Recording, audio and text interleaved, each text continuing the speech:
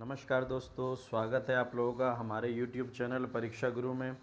दोस्तों, हम बात करेंगे परीक्षा के कुछ महत्वपूर्ण केंद्र बिंदुओं के ऊपर जिन पर हमेशा परीक्षा केंद्रित होती है और जहां से हमेशा परीक्षा के अंदर प्रश्न आते हैं। तो चलिए बात करते हैं परीक्षा के लिए। तो दोस्तों, आज विजयदशमी की सभी देशवासियों को, सभी व्यूवर्स को, सभी दोस्तों को बहुत बहुत शुभकामनाएं। तो चलिए बात करते हैं कि हाल ही में किस सार्वजनिक क्षेत्र की इकाई को महारत्न का दर्जा दिया गया है।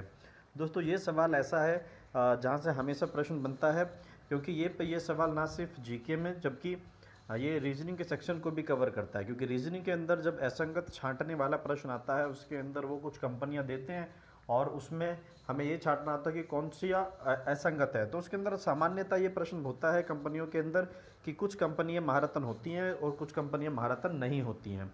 तो इसलिए ये सवाल हमें जानना अति आवश्यक है कि कौन कौन सी कंपनी महारत्न कंपनियां हैं। तो सबसे पहले तो ये जान लेते हैं कि भाई इस सवाल का जो प्रश्न होगा, उत्तर होगा वो क्या होगा। तो इस प्रश्न का उत्तर होगा पीएफसी। पीएफसी हाल ही में एक पावर फाइनेंस कॉरपोरेशन कंपनी है जिसको हाल ही में महारत्न का दर्जा दिया गया है।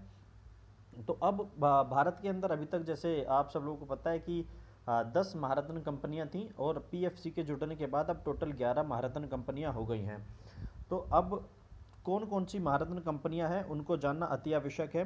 तो उसके लिए हम देखते हैं। पहली कंपनी है BHEL बेल। NTPC, इसका आप स्क्रीनशॉट लीजिएगा, बहुत ही महत्वपूर्ण है ये। NTPC, BPCL, HPCL, CIL, ONGC, SAIL, GAIL, PGCIL और कौन सी रह गई है? ध्यान दीजिए कि और कौन सी रह गई है कंपनी। 1 2 3 4 5 6 7 8 9 10 और जो कंपनी रह गई है उसको आप कमेंट सेक्शन के अंदर बताएंगे। तो चलिए आगे देखते हैं।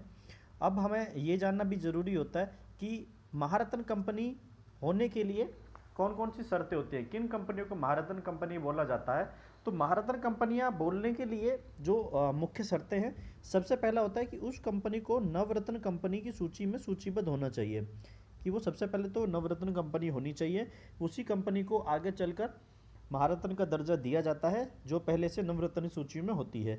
दूसरा, वह सेबी के अंदर भी सूचीबद्ध होनी चाहिए। सेबी के अंदर उसकी न्यूनतम हिस्सेदारी भारतीय शेयर बाजार के अंदर सूचीबद्ध होनी चाहिए। तीसरा है कि उस कंपनी ने पिछले 3 वर्षों के अंदर 25,000 करोड़ या उससे अधिक का व्यवसाय किया हो। और चौथी, कि उसने पिछले 3 वर्षों का उसकी जो शुद्ध लाभ है वह 5,000 करोड़ या उससे अधिक की रही हो। तो उन्हीं कंपनियों को महारत्न का दर्जा दिया जाता है जो इन चारों शर्तों को पूरा करती हैं। तो आई थिंक आप समझ चुके हैं कि भाई कौन सी महारत्न कंपनियां होती हैं। तो अब उम्मीद करते हैं कि ये प्रश्न आपका गलत नहीं होगा। तो चलिए बात करते हैं अगले प्रश्न की ओर कि विश्व गठिया दिवस कब मनाया जाता है। देखिए, दिवस से संबंधित भी प्रश्न हमेशा परीक्षाओं के अंदर बनता है कि कौन सा दिवस कब मनाया जाता है। तो आज प्रश्न है ये कि विश्व गठिया दिवस कब मनाया जाता है। तो विश्व गठिया दिवस दोस्तों, इस प्रश्न के अनुसार जो सही उत्तर होगा वह है 12 अक्टूबर। तो 12 अक्टूबर 1996 से 12 अक्टूबर 1996 से इस दिवस को मनाने की शुरुआत करी गई थी। और इस दिवस में इस चीज़ पर बात करी जाती है कि किस प्रकार से गठिया रोग से लोगों को निजात दिलाया जा सकता है या इसके लिए क्या महत्वपूर्ण कदम हो सकते हैं।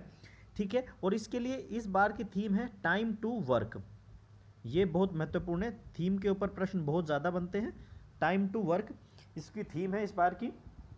ठीक है, और एक बार ये भी जान लेते हैं छोटा छोटा सा कि गठिया होता क्या है। गठिया क्या होता है कि जो मानव के जो जोड़ होते हैं, इन जोड़ों के अंदर यूरिक एसिड की मात्रा बहुत ज़्यादा हो जाती है। रक्त के अंदर यूरिक यूरिक एसिड इकट्ठा हो जाता है, जिससे गठिया की समस्या होती है। ये इसका मुख्य कारक होता है क्या? यूरिक एसिड या यूरिक अम्ल। तो ये प्रश्न भी आता है कई बार कि गठिया का महत्वपूर्ण कारक क्या होता है? जो मुख्य कारक होता है वो होता है यूरिक एसिड। ठीक है, तो अब कुछ महत्वपूर्ण दिवस यहाँ पर और भी लिखे हुए हैं, तो उनके बारे में बात कर लेते हैं। जैसे 10 अक्टूबर को मनाया जाता है मेंटल हेल्थ डे, मानसिक स्वास्थ्यता दिवस। मेंटल हेल्थ डे, मानसिक स्वास्थ्यता दिवस, ये मनाया जाता है आपका 10 अक्टूबर को। और 11 अक्टूबर को मनाया जाता है अंतर्राष्ट्रीय बालिका दिवस। 11 अक्टूबर को international day for girl child. ठीक है, अंतर्राष्ट्रीय बालिका दिवस। और 12 अक्टूबर को आपको पता है गठिया दिवस। और 13 अक्टूबर को मनाया जाता है आपदा, ये इंपॉर्टेंट है बहुत ज़्यादा, आपदा न्यूनीकरण दिवस। ठीक है, तो चलिए अब आगे बात करते हैं। दिवस से संबंधित हर एक प्रश्न को आपको बहुत ही महत्वपूर्ण तरीके से ध्यान रखना है, क्योंकि इससे प्रश्न हमेशा बनता है। दिवस से संबंधित प्रश्न हमेशा बनते हुए आए हैं परीक्षाओं के अंदर। तो चलिए अब आगे बात करते हैं। अगला प्रश्न है हमारा कि किस भारतीय राज्य या केंद्र शासित प्रदेश ने ऑपरेशन सतर्क नाम से एक गश्ती अभियान शुरू किया है? तो इसका जो इंफॉर्मेशन होगी वो बहुत ही महत्वपूर्ण होगी। क्यों? क्योंकि ये ऑपरेशन सतर्क जो शुरू किया गया है, वो ऑपरेशन सतर्क शुरू किया गया है आपका दिल्ली के द्वारा। ये शुरू करा है दिल्ली ने। ठीक है, दिल्ली जो देश की राजधानी है। अगर दिल्ली के बारे में बात करी जाए तो दिल्ली देश की राजधानी बनी थी हमारी कब? 1911 के अंदर घोषणा हुई, और फिर 1912 में यह देश की राजधानी बनी। उस समय कई बार प्रश्न भी आता है, तमाम बार प्रश्न पूछा गया है कि जिस समय भारत की राजधानी दिल्ली बन रही थी तो उस समय भारत के वायसराय कौन थे? तो लॉर्ड हार्डिंग। लॉर्ड हार्डिंग भारत के उस समय वायसराय थे, जिस समय दिल्ली भारत की राजधानी बनी थी। तो चलिए अब बात कर लेते हैं कुछ दिल्ली से संबंधित विषयों पर, जो परीक्षा के पॉइंट ऑफ व्यू से हमेशा महत्वपूर्ण होते हैं। जैसे दिल्ली के जो सीएम हैं वो कौन है? सीएम है यहाँ के अरविंद केजरीवाल, और यहाँ के जो लेफ्टिनेंट गवर्नर हैं, एलजी हैं, वो कौन है? अनिल बैजल। अनिल बैजल। और दिल्ली पुलिस के जो कमिश्नर हैं जिन्होंने इस अभियान को शुरू करा है ऑपरेशन सतर्क, वो हैं कमिश्नर हैं दिल्ली पुलिस के जो कमिश्नर हैं वो कौन है? राकेश अस्थाना। ये पहले बीएसएफ के कमांडर इन चीफ थे, तो राकेश अस्थाना। चलिए अब आगे बात करते हैं। तो यहाँ पर कुछ राज्य दिए गए हैं, इन राज्यों के भी ये कुछ जरूरी जानकारियाँ देख लेते हैं। जैसे जम्मू कश्मीर। जम्मू कश्मीर का गठन कब हुआ है? अब जम्मू कश्मीर अब हाल ही में क्या हुआ, पहले जम्मू कश्मीर और लद्दाख एक राज्य हुआ करते थे, किंतु अब ये 31 अक्टूबर 2019 से ये दोनों राज्य अलग हो गए। जम्मू कश्मीर अलग और लद्दाख अलग, ये दोनों अलग अलग केंद्र शासित प्रदेश बन गए हैं। तो जम्मू कश्मीर के जो उपराज्यपाल हैं वो हैं मनोज सिन्हा, और यहाँ पर कोई सीएम नहीं है। लास्ट सीएम थी जिस समय जम्मू कश्मीर और लद्दाख एक ही राज्य थे, तो उस समय महबूबा मुफ्ती यहाँ की सीएम हुआ करती थी। तो चलिए अब अगला है, इसको देख लेते हैं। तेलंगाना। तेलंगाना के जो सीएम हैं वो हैं के चंद्रशेखर राव। ठीक है, और इनकी पार्टी है टीएसआर पार्टी से ये भी पूछा जाता है, तेलंगाना राष्ट्र समिति। ठीक है, और तेलंगाना का जो गठन है वो 2 जून 2014 को हुआ है। ठीक है, और तेलंगाना का जो सीएम है वो के चंद्रशेखर राव हैं, और गवर्नर हैं यहाँ के तमिलसाई सौंदरराजन। यहाँ की कौन है? गवर्नर हैं। तो चलिए बात करते हैं। अगला है उत्तर प्रदेश। उत्तर प्रदेश की राजधानी क्या है? माफ़ कीजिए, उत्तर प्रदेश की राजधानी क्या है? लखनऊ। ठीक है। यहाँ के जो सीएम है योगी आदित्यनाथ, योगी आदित्यनाथ, और यहाँ के जो गवर्नर हैं वो हैं आनंदी बेन पटेल। ठीक है, एबीपी, आनंदी बेन पटेल। चलिए अगले प्रश्न की ओर चलते हैं। अगला प्रश्न है कि किस अंतर्राष्ट्रीय एजेंसी ने पहला ग्रीन बॉन्ड जारी किया है?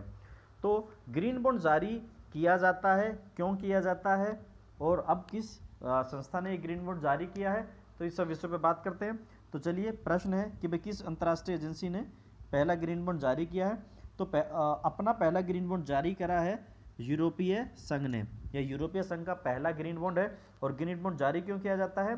ग्रीन बॉन्ड जारी इसलिए करा जाता है कि उन्हें कुछ पर्यावरणीय परियोजनाएं और जलवायु परियोजनाओं के लिए धन एकत्रित करने के लिए ग्रीन बॉन्ड जारी किया जाता है, जिससे पर्यावरण के लिए चलाई जा रही परियोजनाओं के लिए जो पैसा है, जो धन है, वो एकत्रित किया जा सके, उन परियोजनाओं में लगाया जा सके। तो इसलिए ग्रीन बॉन्ड जारी किया जाता है, जिससे इन योजनाओं में धन का समावेशन किया जा सके। और यदि हम बात करें यूरोपीय संघ की, तो यूरोपीय संघ, इसका हेडक्वार्टर कहाँ है? हेडक्वार्टर है इसका बेल्जियम में, बेल्जियम की राजधानी ब्रुसेल्स में। ठीक है। और इसकी अगर बात करी जाए कि इसकी जो स्थापना है वो कब हुई थी? इसकी स्थापना हुई थी 1 नवंबर 1993 को। ठीक है। तो चलिए आगे, यहाँ पर कुछ और भी संगठन है, इनके सभी के बारे में बात कर लेते हैं। इन सभी के बारे में बात कर लेते हैं एक एक करके। जैसे यूएनओ है, यूएनओ के बारे में अगर बात करी जाए तो यूएनओ की जो स्थापना है वो हुई थी 24 अक्टूबर 1948 में। इसका हेडक्वार्टर की बात करी जाए तो इसका हेडक्वार्टर है साहब न्यूयॉर्क में। ठीक है। और इसके जो महासचिव हैं इस समय एंटोनियो गुटेरस। अब बात करते हैं आगे। जैसे विश्व स्वास्थ्य संगठन, विश्व स्वास्थ्य संगठन के बारे में जानकारी होना बेहद ज़रूरी है, क्योंकि कोरोना का काल चल रहा है और कोरोना काल के अंदर WHO बहुत ज़्यादा पॉपुलर रहा, बहुत ज़्यादा चर्चा में रहा। ये सबसे ज़्यादा इसने पूरे विश्व के को जानकारी दी, तो इसलिए WHO से प्रश्न बनने की संभावनाएं बहुत ज़्यादा हैं। तो WHO की जो स्थापना है वो हुई थी 7 अप्रैल 1948 में, 7 अप्रैल 1948 में। और इसका हेडक्वार्टर है जिनेवा, जिनेवा स्विट्ज़रलैंड। ठीक है। और इसके अगर प्रेसिडेंट की बात करी जाए तो इसके प्रेसिडेंट हैं टेड्रोस अधानो, टेड्रोस अधानो इसके अध्यक्ष हैं WHO के। ठीक है। चलिए अब अगला संगठन देखते हैं कौन सा है। अगला संगठन है हमारे पास यूनेस्को। तो यूनेस्को, इसकी फुल फॉर्म है United Nation Education Science and Cultural Organisation. इसका हेडक्वार्टर है कहाँ? पेरिस में, फ्रांस। ठीक है। फ्रांस की राजधानी पेरिस के अंदर इसका हेडक्वार्टर है। और इसकी स्थापना हुई थी 16 नवंबर 1945 को इसकी स्थापना हुई थी। और इसके जो अध्यक्ष हैं वो हैं आपके आंद्रे अजोले। ठीक है। तो होप्सो कि अब आप याद रखेंगे इसको, और इसको याद रखने के लिए बहुत ज़रूरी है कि इनका आप रिविज़न प्रॉपर करते रहें। तो चलिए अगले प्रश्नों की ओर चलते हैं, देखते हैं। अगला प्रश्न है कि निम्न में से किसको 2021 में अर्थशास्त्र के नोबेल के लिए चुना गया है? ये मोस्ट इम्पोर्टेंट प्रश्न है। ठीक है। मोस्ट इम्पोर्टेंट प्रश्न है, क्योंकि अब आपके पास 2 नोबेल पुरस्कार हो गए हैं, 2020 के और 2021 के। 2020 में क्यों कह रहा हूँ? क्योंकि अभी तो उसके बाद परीक्षाएं हुई नहीं हैं, और अब ये 2021 के भी दिए गए हैं। तो इसलिए 2020 और 2021 के दोनों ही आपको पता होने अति आवश्यक हैं। अब 2020 के आज तो हम कुछ जो ज़रूरी जानकारी उससे बात करेंगे, फिर उसके बाद इस पर हम सेपरेट वीडियो लेकर आएंगे नोबेल पुरस्कार के ऊपर, तब हम बात करेंगे।